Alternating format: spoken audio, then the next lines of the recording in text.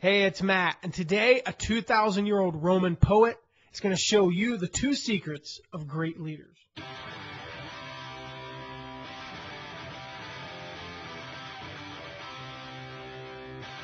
you want to know the two underlying secrets of great leaders? Well, I learned them recently from a 2,000-year-old Roman poet named Ovid. You may be familiar with his character Pygmalion from the play Metamorphoses. The first secret of great leaders. In his play, Pygmalion was a sculptor who was able to simply look at a piece of marble and see the sculpture inside of it. He could see the beauty inside of a piece of stone. That's the first secret of great leaders. Like Pygmalion, they can see the hidden potential inside of others that no one else can. They see the best in others, like Nelson Mandela. If you go to mattmcwilliams.com/Pygmalion, that's Pygmalion, you'll see a link early on to See the Best in Others, where I talk about Nelson Mandela and some of the life lessons you can learn from him. And one of the things that he did so well, one of the things that set him apart, was he saw the best in others, which is one of the things that allowed him to forgive his imprisoners, the people who imprisoned him for 20 plus years. That's one of the things that was able to help him through that and be a great leader. Back to Pygmalion. One day, Pygmalion began to craft his masterpiece. It was a statue of his ideal woman, Galatia. Now, the finished product was everything he had ever imagined and more. Yes, he had the ability to see inside of stone and see what no one else could. He could see the finished sculpture long before anybody else could. But this was beauty personified, if only in stone. This was more than he had ever imagined when he was just thinking about what he saw on the inside. It was so beautiful that Pygmalion fell in love. He was enamored with the idea of his ideal woman coming to life. So he asked Venus, the goddess of love, to make Galatia real. And she did. And Pygmalion had what he believed for. The Pygmalion effect. Now I realize that Ovid's story is just a myth, but it proves a reality that is true even today. It's known as the Pygmalion effect. The result of our belief in someone else bringing to life his or her true potential. That's the second secret of great leaders. First, they see the potential. Then they believe for it to come to life. More than a myth, the science behind the Pygmalion effect. Listen, the Pygmalion effect was around for thousands of years before Ovid lived. It's documented in the Bible from approximately 2000 BC, maybe even earlier, in the story of Jacob. And again, if you go to mattmcwilliams.com/Pygmalion, you'll see a link to You Can Make Others Believe, which is a story of Jacob. But to give you a brief overview, the gist of it is, Jacob, he made a deal with his father-in-law Laban. But Laban was a shady punk, so the deal fell through. Or so it seemed. What had happened was Jacob agreed to work for Laban with his only compensation being that he got to keep all of the spotted, streaked, or speckled sheep and goats. I'm pretty sure those were the ancient equivalent of stock options. But Laban, the shady punk that he was, signed the deal and then promptly removed all such animals, gave them to his sons, and ran away. Yeah, he was a classy guy. But this is the point in the story where if I were Jacob, I would probably look at all of my non-spotted and non-streaked and non-speckled sheep and goats, realize that I'd been cheated, and then curse God and start looking through the help wanted ads. Now, they didn't have internet, but I'm pretty sure they had a newspaper with help wanted ads 5,000 years ago. But then I realized something. What Jacob did was not only curious, but it shows the power of visualization and belief. In Genesis chapter 30, it says that Jacob took some fresh branches from poplar, almond, and plane trees and peeled off strips of bark, making white streaks on them. Then he placed these peeled branches in the watering troughs where the flocks came to drink, for that was where they mated. And when they mated in front of the white streaked branches, they gave birth to young that were streaked, speckled, and spotted. Every day the animals looked at those stripes. Jacob made them believe. He believed first and then showed them the vision. Now, for those of you who aren't agrarian geneticists, Laban had made it impossible for Jacob to ever be paid. Streaked, speckled, and spotted animals were simply not born to plain animals.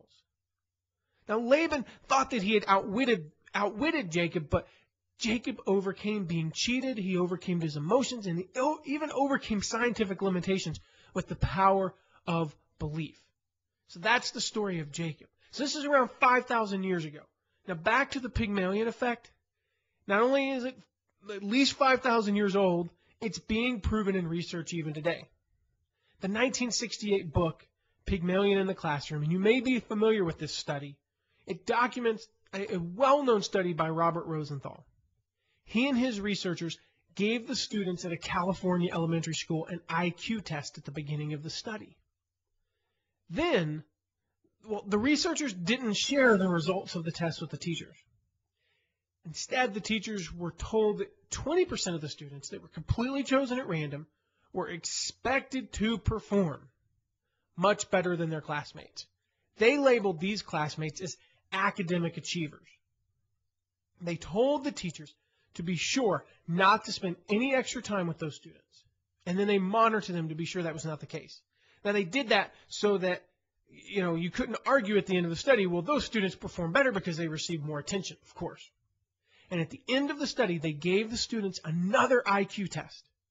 And those who had been labeled academic achievers scored off the charts. But there was a twist. The 20% who were deemed academic achievers at the beginning of the study were in fact very ordinary. In effect, the researchers misled the teachers. They lied to them. Now, belief is important, but not enough. So what accounted for these students' remarkable academic turnaround? Well, that's where the Pygmalion effect comes into play. What first made the difference was simple.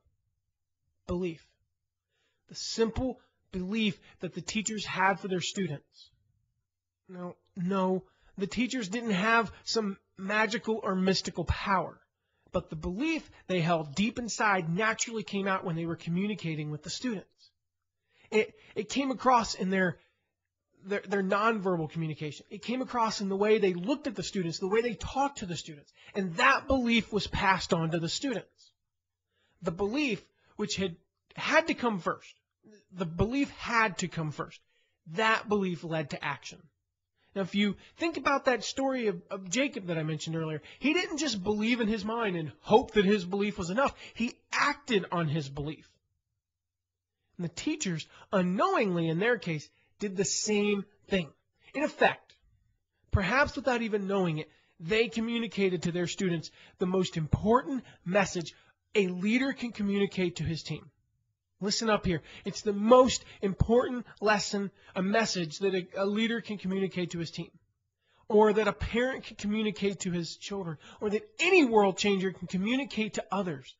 I believe in you. Those 4 words are the magic leadership words. And again, if you go to mattmcwilliams.com/Pygmalion, I've got a link there to the magic leadership words, a post that I wrote about these 4 words. Those words separate great leaders from average leaders. I believe in you. If you want to be a great leader, you must communicate those 4 words often. I believe in you. Belief is a choice. Most of us will never be a part of a groundbreaking study in which we are falsely told that our team or children or friends or spouse actually possess superhuman abilities. So belief is a choice. You must consciously choose to believe in others. All right, so that brings us to today's action item. Today's action item is to pick one person today. and choose to believe in his or her abilities. Does that person have a dream or a goal? Then believe in it.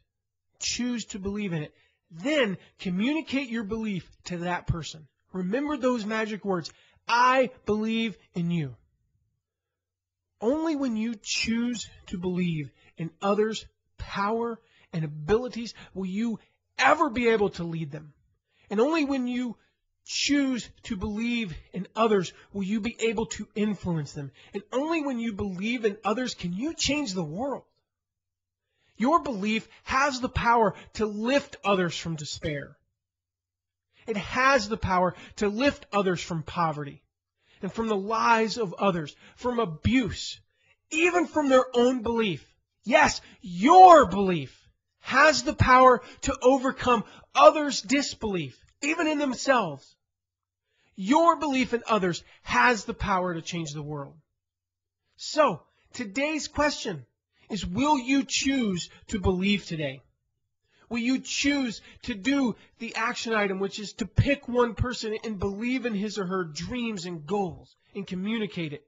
Will you choose to use those magic words, I believe in you? Will you choose to believe in others and communicate it to them? Will you do that today? Go to mattmcwilliams.com/Pygmalion, Pygmalion, and join me in believing in others today, because it's that belief that has the power to change the world. So I look forward to hearing from you. Look forward to the conversation. Go make it a great day, and remember that you can change the world, and choose today to believe in others. And don't forget to follow me on Twitter, @MattMcWilliams2. Don't forget the 2, or you'll get an egg. I want to tell you about a short book that I wrote entitled Jay-Z on Business and 8 other essays to advance your career. Hey, if you find yourself right now loving your work, making more money than you know what to do with, and living out your calling day after day, this collection of essays might not be for you. But if you're like the other 99.999% of us who want to find more purpose in their work, make more money, enjoy your job or your business, and have more control over your career path, this book is for you. Other essays like the 4 things that I look for in a prospective employee and how to warm up your network and 9 keys to asking for a raise are in there as well.